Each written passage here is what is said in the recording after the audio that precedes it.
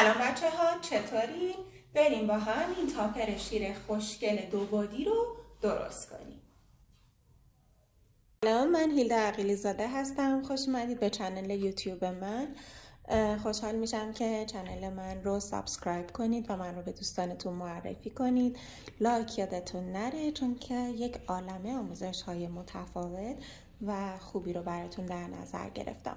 بریم که شروع کنیم. بچه‌ها، طرحی که من انتخاب کردم یه طرح شیر هستش که شما برای این کار نیاز به یه دونه خمیر سفید دارید. یک کم خمیر سفید دارید. من حدوداً 300 گرم برداشتم. بچه‌ها حتما موقعی که میخواین استفاده کنید بایستی که پودر تایلوس یا CMC به خمیرتون بزنید.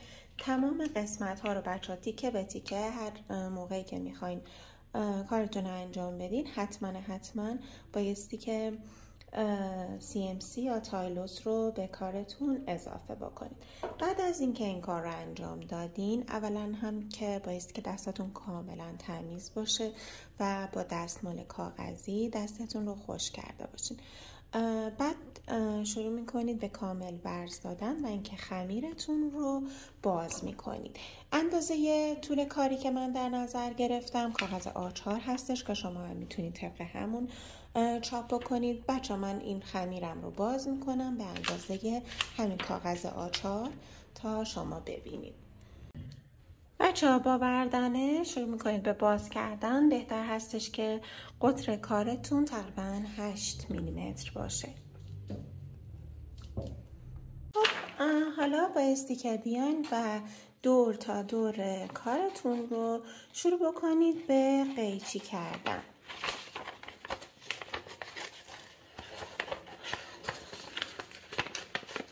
من این تیکه پایینش رو نمیخوام کار کنم، به خاطر همین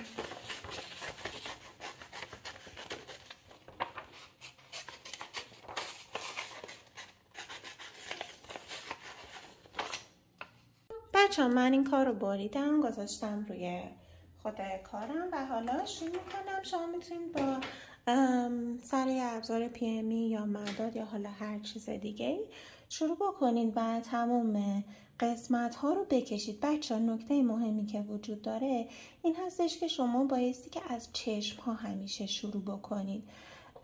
خیلی مهم هست این کار، چون که شما اگر که مثلا کاغذتون تکون بخوره، حالا هر اتفاقی براش بیفته، با جفت کردن چشم ها خیلی راحت میتونید که کارتون رو دوباره فیکسش کنید روی خود فوندانت و دیگه مشکل نداشته باشید اگر که گم شد. تمام جزئیات رو بچه ها شروع میکنید میکشید. توی این مرحله بچه من تمام جزئیات رو کشیدم. حالا میام کاغذم رو خیلی آروم برمیدارم به این صورت. ببینید یه طرح محوی روش هست. بهتر هستش که شما دوباره بیاین با همون مداده خب این طرح‌ها رو که کشیده بودین پررنگ ترش بکنید تا بهتر بتونید دید داشته باشید. هر چیزی که کشیده بودین رو بیاین بچه دوباره پررنگش کنید.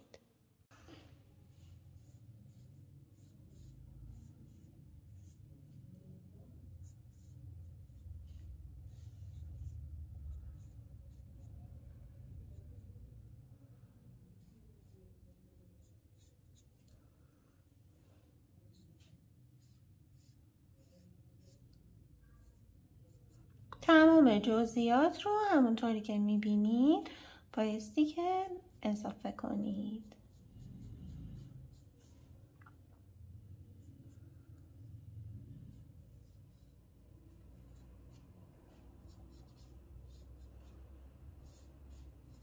بکشید ببخشید.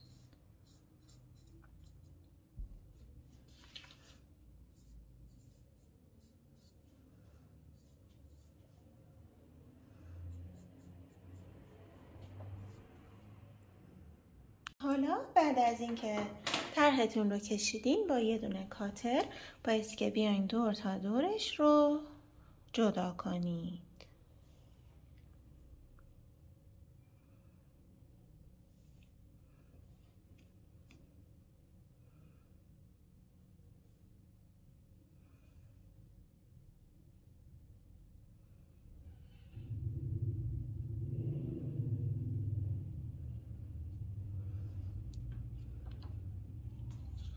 به این صورت. بچه حالا توی این قسمت شما بایستی که کارتون رو، عکستون رو بذارین کنار خودتون.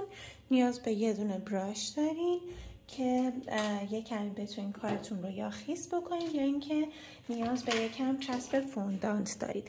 بچه برای اینکه چسب فوندانت رو درست کنید شما بایستی که بیاین و یه دونه قاشق چایخوری رو بریزین داخل یه ظرف دربسته و به اندازه 30 برابر اون، یعنی همون قاشق چایخوری رو استفاده کنید.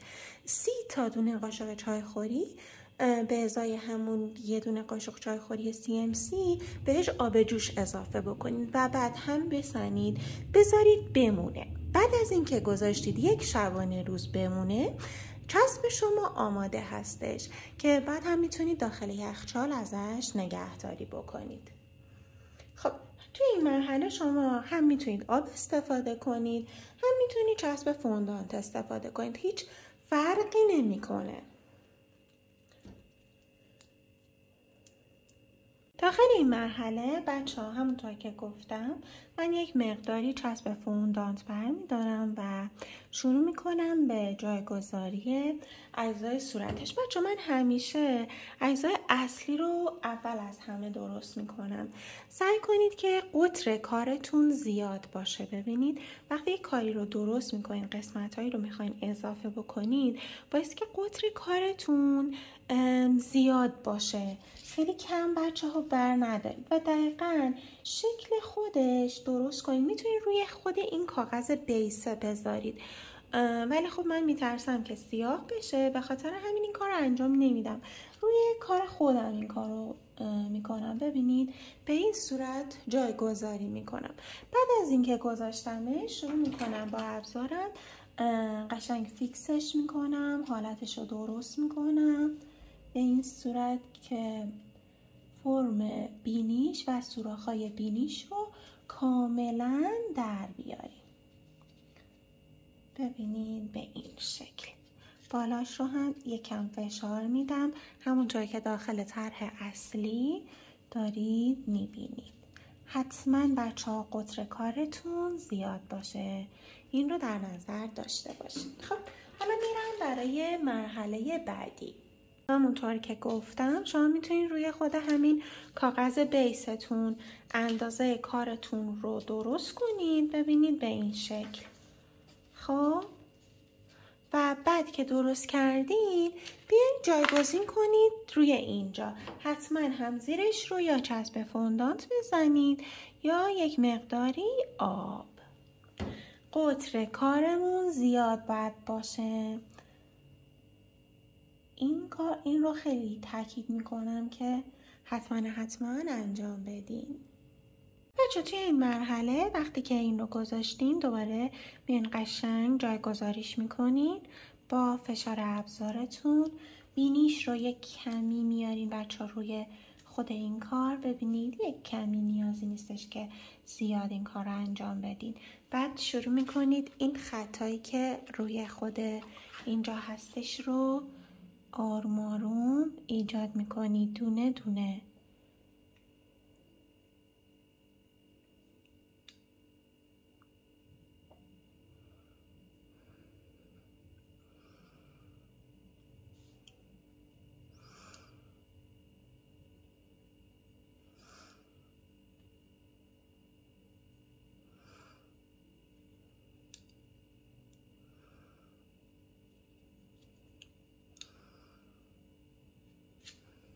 به این شکل.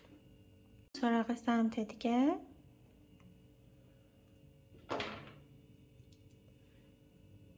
دقیقاً جایگذاریش میکنید، فرمش رو درست میکنید.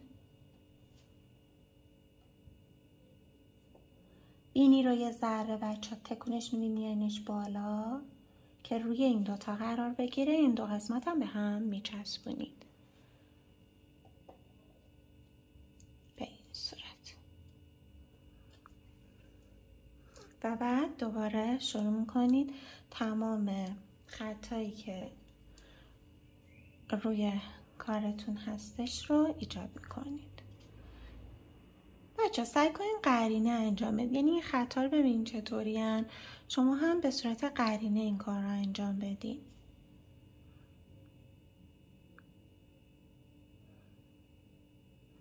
به این صورت. لبش هم یه لب نازک کوچولو یکم دوباره چسب میزنیم. بچه قطر لبش رو کوچیک‌تر بگیرید، یعنی که باریک‌تر بگیرید، نیازی نیستش که خیلی قطر داشته باشه.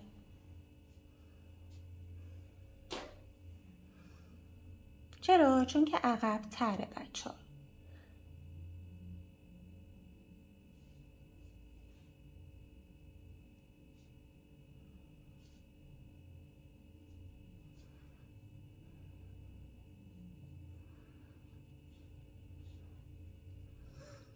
حالا میریم سراغ خمیر بینیش.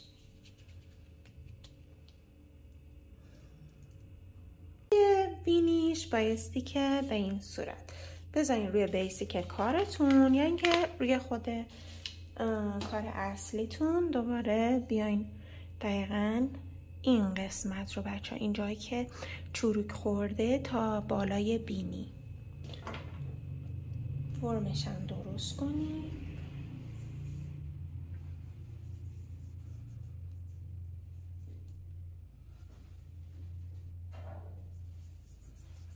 من یکم نشاسته صورت بچه روش زدم که یکم فرمش صافتر بشه و بعد میام دقیقاً همینجا قرارش میدم. ببینید از خط بیرون نزنید، خیلی مهمه بچه ها که از خط بیرون نزنید. به این صورت. بعد از اینکه جایگذاری کردید حالا بایستی که بیاین و کامل فیکسش کنید.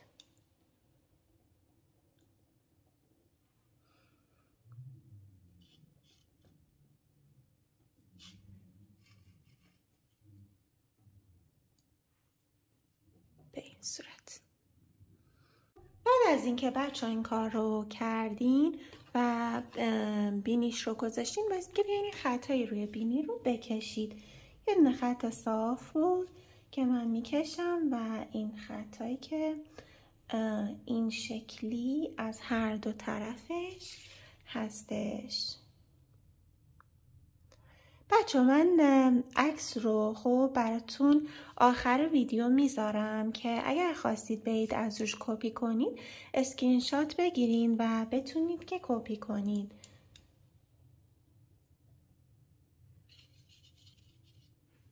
به این صورت.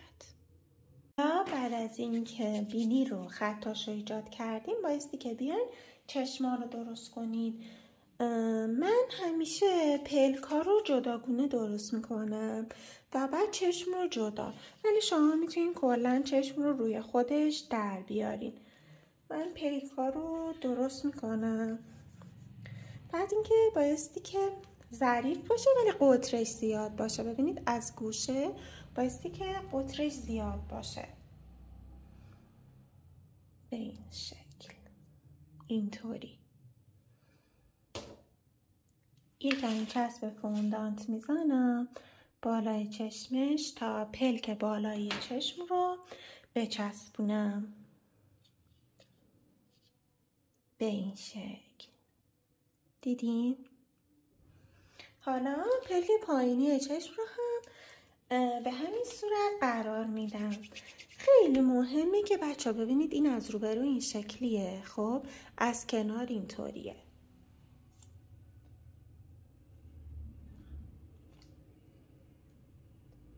حجمش بچه ها زیاد باشه. زیر چشمش رو هم زدم دوباره چسب. میتونید بذارین روی خود کاغذتون و فرم چشمش رو ببینید این شکلی درست بکنید و بچسبونید.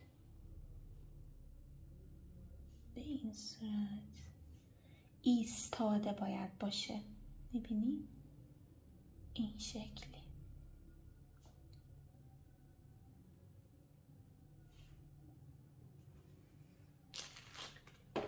اون یکی چشم هم همین شکل.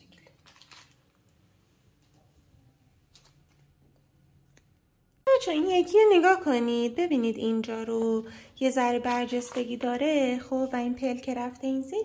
اصلا نگران نباشید، مهم این هستش که شما قطر خمیری که برمیدارید خب زیاد باشه از یک سمت. به این شکل این رو جایگذاری کنید و بعد پلک پایین.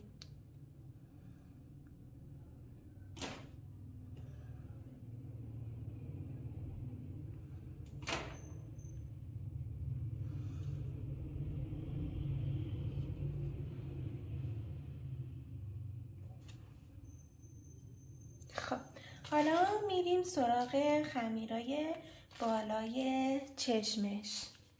میتونید یا زیر چشم الان بزنید یا بالای چشم، هیچ فرقی نمیکنه، هیچ تفاوتی نداره.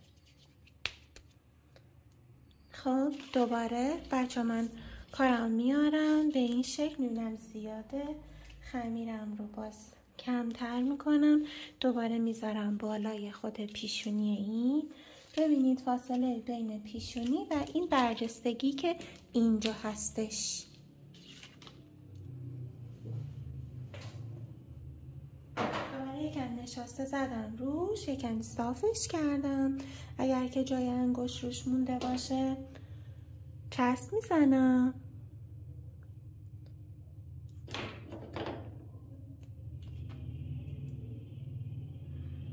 و میچسبونمش.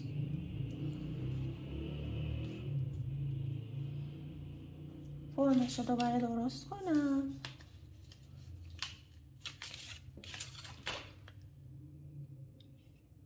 به این شکل.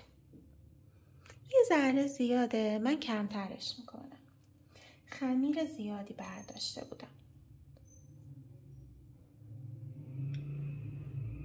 بچه هر سوالی دارین خب توی کامنت ها ازم بپرسین، من جوابش رو بهتون میدم.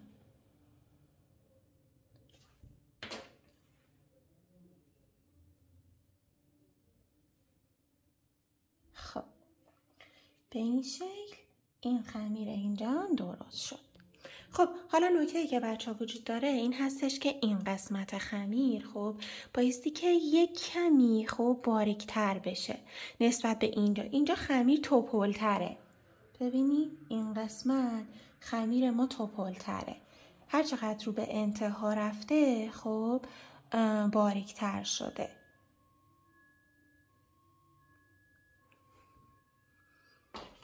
برای اون یکی چشم هم به همین صورت هست. بچه اینجا رو ببینید، خب این قسمت که یک مقداری برآمده هستش، خب اینجا رو من خمیر میذارم و بعد هم میام جایگذاری میکنم. حتما هم بایستی که زیرش چسب فوندانت خورده باشه. حالا بعد میام این قسمت بالای چشمش رو میذارم.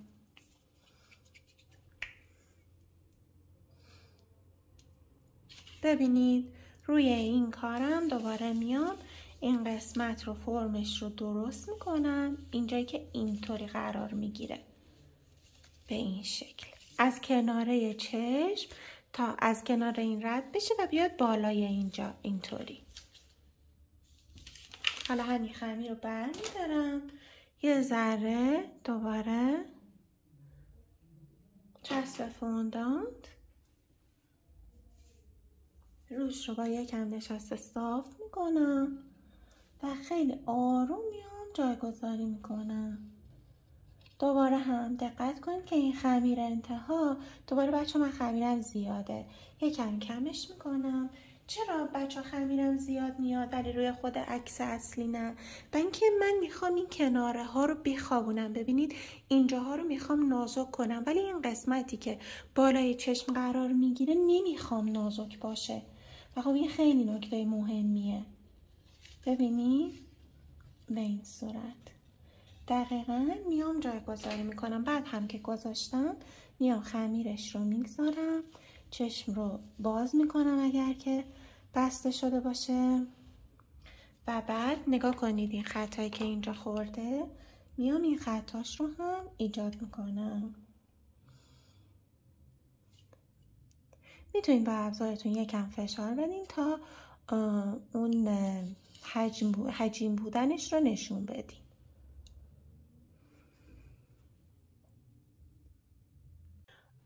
توی این قسمت بچه اینجا رو نگاه کنید، اینطوری میذاریمش روی پیشونی. خط بالاشم ایجاد میکنم من از همین الان، برش میدارم. دوباره انتهاش رو حتما بایستی که نازک کنید. به این صورت اینجا رو هم پر کردم و بعد این قسمت های بالا رو که یک دست هستش همش رو میام با هم دیگه یک دست میکنم. ببینید شما میتونید با یک کمی روغن کریسکو این کار رو انجام بدین و رد خمیر رو پاک کنید.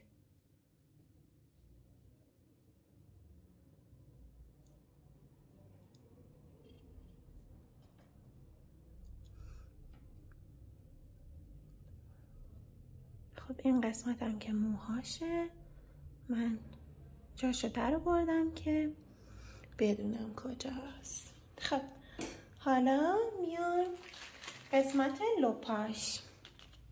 برای لپاشم گونه هاش میشه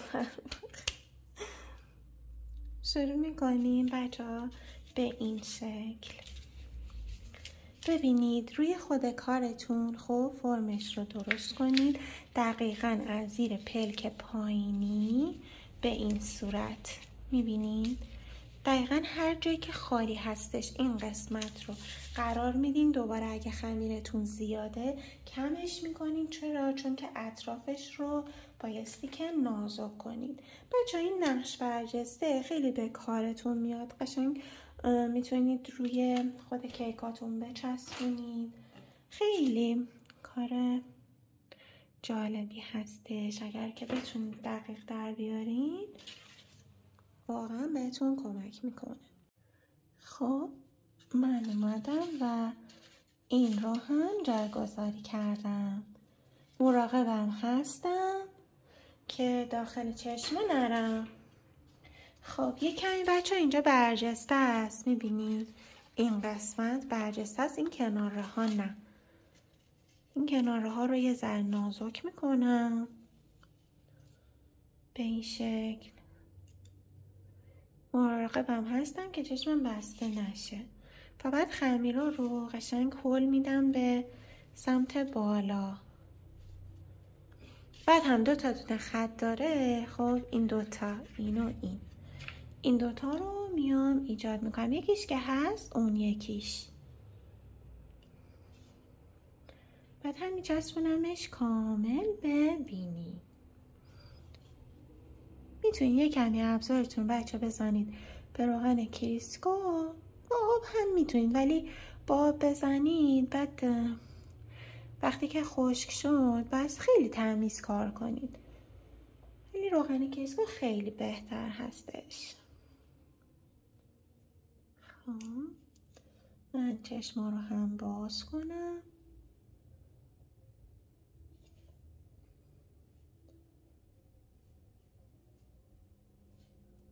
خمیرام رو بچه ها فرم میدن تا بیام این جاهای خالی رو قشنگ پر کنم. تمام خمیرها رو بایستی که بیاین و یک دست کنید. حالا میان یک کمی بچه با ابزارتون این قسمت ها رو شکل میدین. بریم سر اون سمت گونه. حین کارتونم مرتب باید بچه دستتون رو بشونین که فوندانتتون سفیده کثیف نشه. بشونید و با دستمال کاغذی خشک کنید. خب بریم این یکی سمت.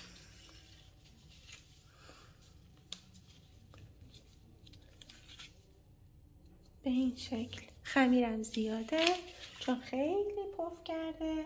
گفتیم که انتهای خمیر بایستی که بخوابه و نازک باشه. ببینید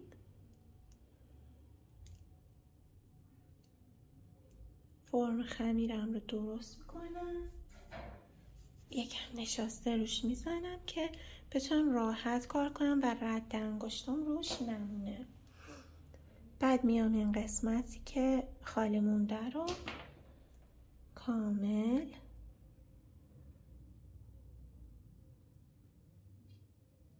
چسب میزنم و آروم آروم با ابزارم جایگذاریش میکنم.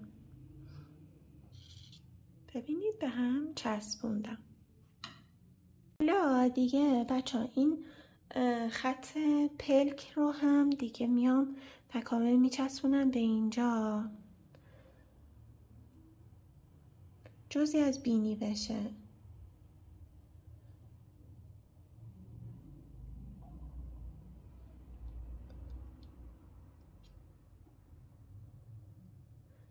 اینی که بچسبه. ببینید عذرخواهی میکنم.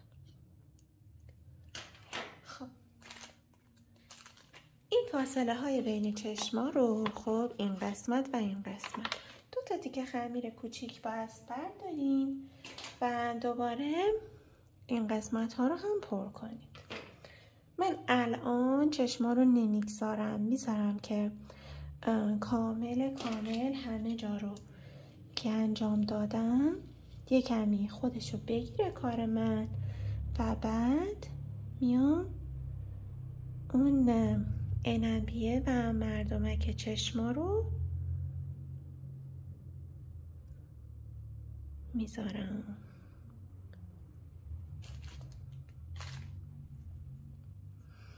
برای اون قسمت هم به همین شکل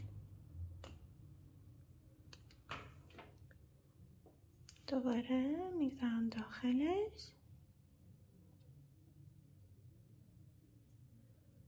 صافش میکنم.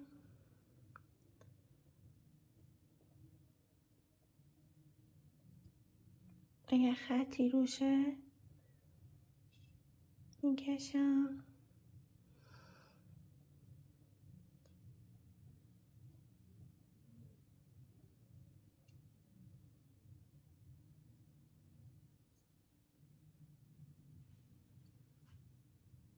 ببینید شما میتونید که مثلا این قسمت رو جداگونه ببرین، خب بذارین روی خمیرتون، شکلاشو بکشین و بعد شروع کنین به چسبوندن. ولی من دیگه این کار رو انجام نمیدم. شما برای اینکه مثلا دقیق تر انجام بدین میتونید این کار رو بکنید. من همین روی خودش میذارم و دیگه چون فقط خط هستش و چیز خاصی نیست، طبق معمولا بایستی که خمیر کمتری به کار ببرین. چرا؟ چون که شما وقتی که خط میندازین خب کلا یه ذره خمیرتون بازتر خواهد شد. پس اینو اینجا میذارم و شروع میکنم دیگه خودم خطهایی رو داخلش ایجاد میکنم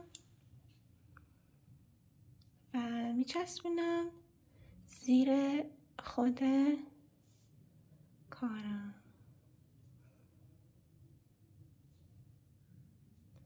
شکل‌های مختلف، دقیقا مثل وقتی که میخواین مو بکشین.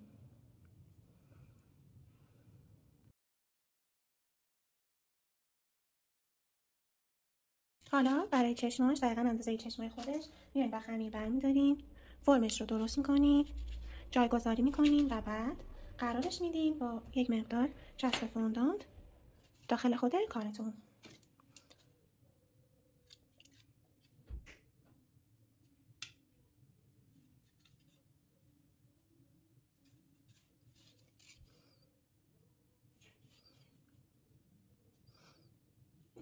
بعد از اینکه جایگذاری کردین دیگه حالا میتونید که با ابزارتون بیاین و خود چشماش رو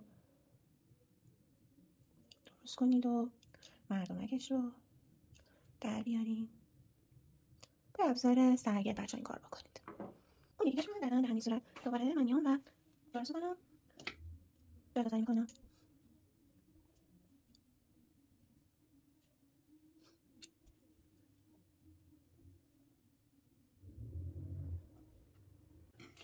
حالا دیگه باید بریم سراغ موهاش. بهتر هستش بچه خمیرتون رو کامل ورز داده باشین که قشنگ راحت بتونین موهاش رو فرم بدین. توی این مرحله میتونید موهاش رو دقیقا مثل خودش حالت بدین و قسمت به قسمت بچسبونید. من میچسبونم و بعد فرم میدم. حالا شما هر طوری که دوست دارین میتونین که بهش شکل بدین.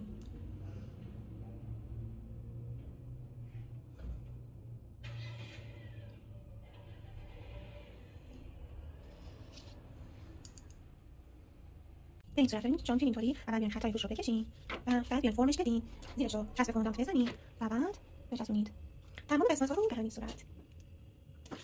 دوباره من میام خطاش رو روش میکشم، فرمش رو درست میکنم. خب خودت گوش هم بچه داشتیم. ببینید این دوتا اینجا گوشش رو درست میکنید، وسط گوشش یک کمی میتونید با سنبه با انگشتتون یک کمی تو خالی کنید و اینجا بچسبونید به این صورت. اون یکی گوش هم همین شکل. اندازه‌اش رو درست کنید، زیر چسب بزنید و بچسبونید. بعد که گذاشتین دوباره یک کمی وسطش نگاه کنید با ابزار یا با سنبه حجم بدید. بعد هم موهاشو میزنید دیگه.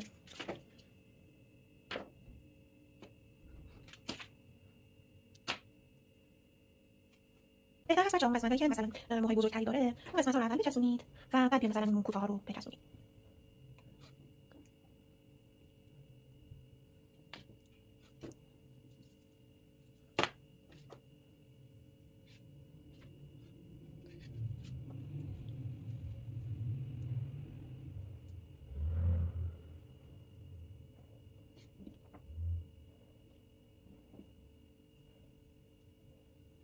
از اینکه تمام یک سمت رو گذاشتین، حالا ببینید این قسمت ها رو که چسبیده به سر، این موهایی که چسبیده به سر رو شما بایستی که بیاین با ابزارتون، با فشار ابزارتون یک کمی حالت مهدب بچا بهش بدین، جوری باشه که کامل ببینید بچسبه به صورت و یه حالت عمقی رو ایجاد کنه.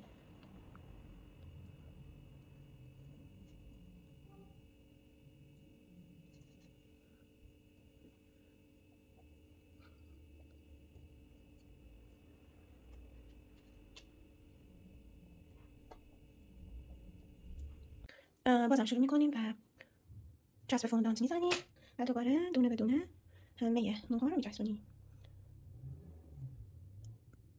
گفتم اگر شما دقیقاً می‌خواید مثل خودش بشه، میتونید که دونه دونه روی هر کدوم از موها قرار بدید. من دیگه این کارو نکردم.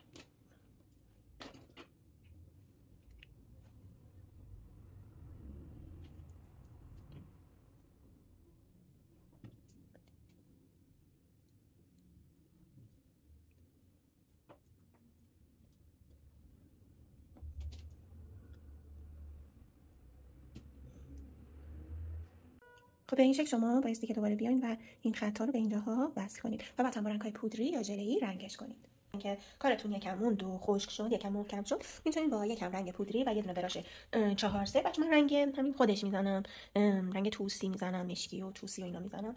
میتونید که شروع بکنید به رنگ‌آمیزیش به این شکل. جاهایی که تیره هستش رو تیره میکنید.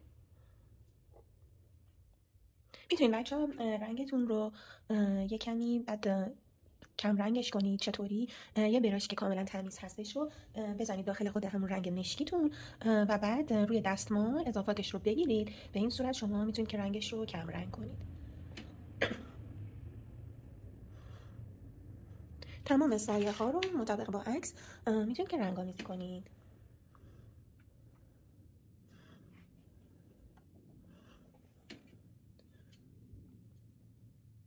به این شکل کار شما خیلی طبیعی تر میشه. داخل چشمان رو هم به همون صورت هر جایی که سایه داره سایه هاش رو گام کنید.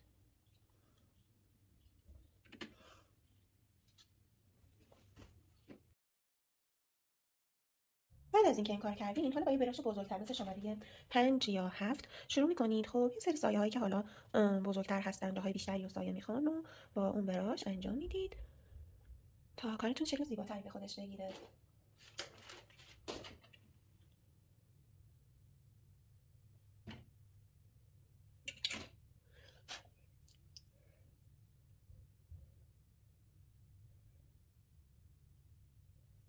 روی بینیش رو هم میتونید چند تا دونه کوچولو با ابزارتون ایجاد کنید.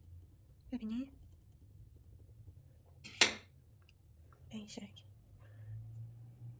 نیاز نیست اصلا بچه‌ها براشتون مدام داخل رنگ بزنید. با همون رنگی که داره و رنگایی که روی خود کارتون هست میتونید که یه کمی رنگ کارتون رو توصیف کنید. من حالا این رنگو استفاده کردم. شما میتونید هر رنگی که دوست دارید شیرتون رو بزنید. میتونید سفید باشه، چشماشو آبی کنید، یا اینکه قهوه‌ای باشه با چشمای زرد یا سبز، یا حالا اون سلیقه‌ای هستش. این هم از کار ما. امیدوارم که از این آموزش لذت برده باشید. کانال من رو حتما سابسکرایب بکنید، من رو به دوستانتون معرفی کنید، لایک و کامنت یادتون نره. خیلی زود دوباره با آموزش جدید برمیگردم. فعلا خدا نگهدار.